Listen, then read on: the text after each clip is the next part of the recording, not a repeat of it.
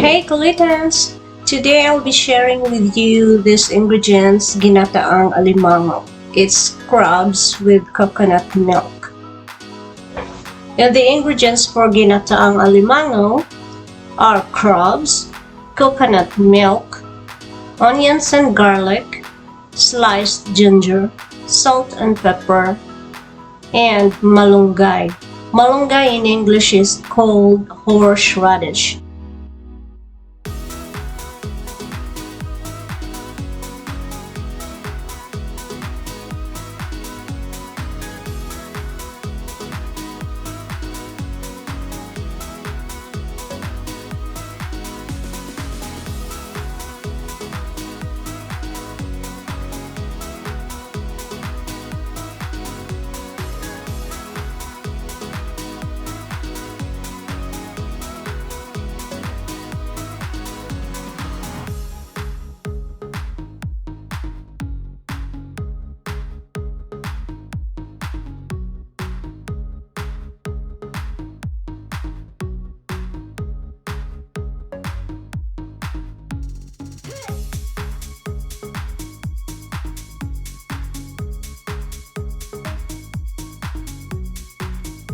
So, simulan na natin ang pagluto. So, habang pinapainit natin ang kawali at saka yung oil, huhugasan natin yung alimango ng maayos.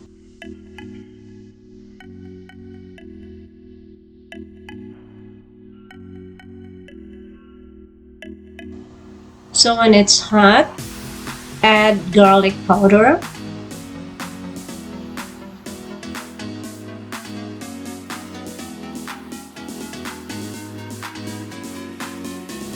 Tapos, idagdag ang onions.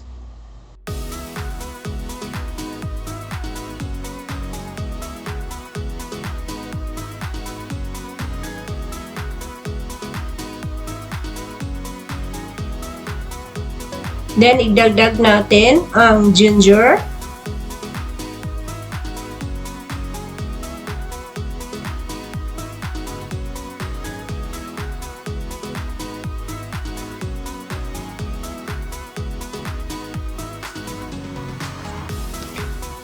Lutuin nyo ng maayos yung ginger, onions, and garlic kasi lalabas yung mabangong lasa ng ginger mixed with onions and garlic.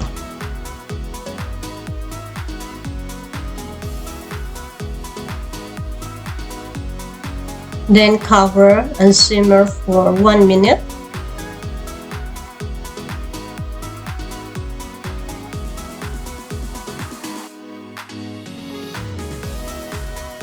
So now, ready na tayo. Idagdag na natin ang alimango.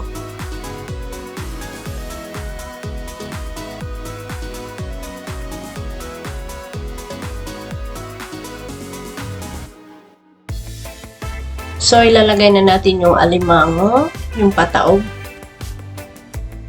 Yan.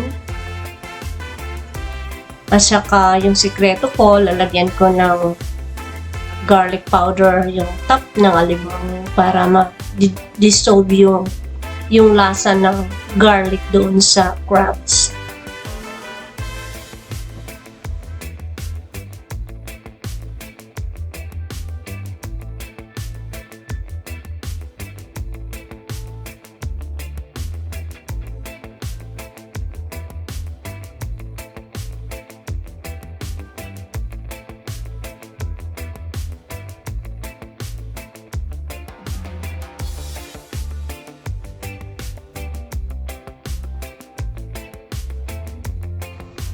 Then, cover nyo lang siya, tapos lulutuin ng maayos yung crabs 5 to 10 minutes.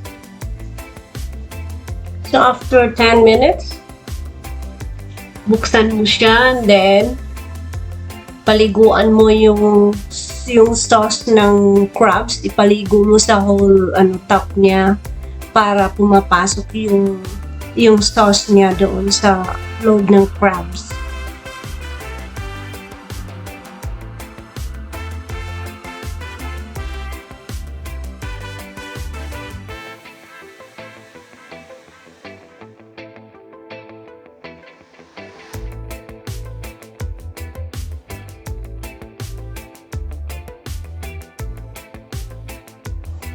Then, simmer mo siya ulit for 2 minutes. Then, i-ready mo na yung coconut milk.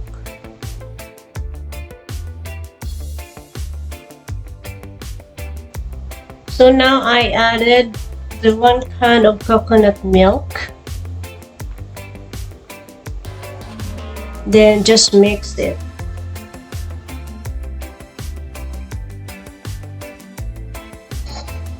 Then cover and let it boil for another 5 minutes.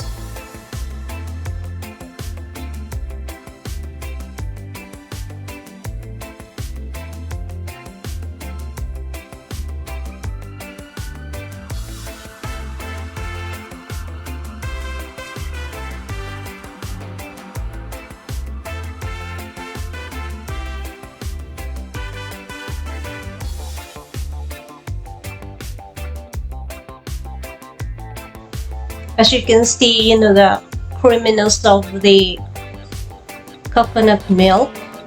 And another option, you can add up like some spicy stuff. If you Tips in love adding spicy, salt, you can add. Always make sure you add one tablespoon at a time, or 1/2 tablespoon at a time.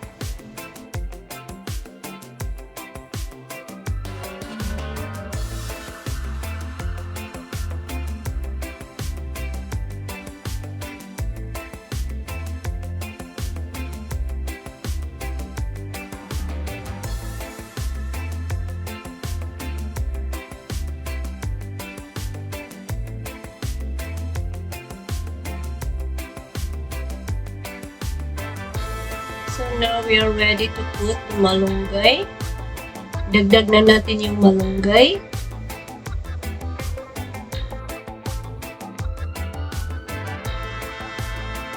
Then i-mix mo lang, i-simmer. You don't have to overcook the malunggay. So simmer lang for 30 seconds, then you're done. And it's ready to eat. Serve while it's hot. So get ready with your only rice. Hope you like our cooking tutorial, and don't forget to share it with your friends and families out there.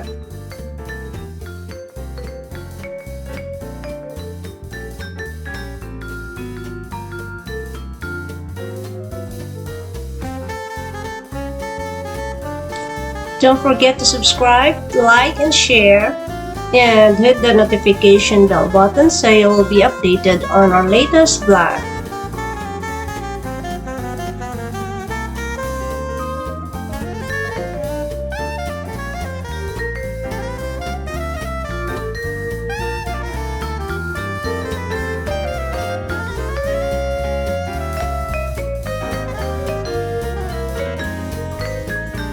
You have a wonderful day and enjoy this recipe. And now you're ready to transfer this to your plate and enjoy your lunch, dinner, and breakfast.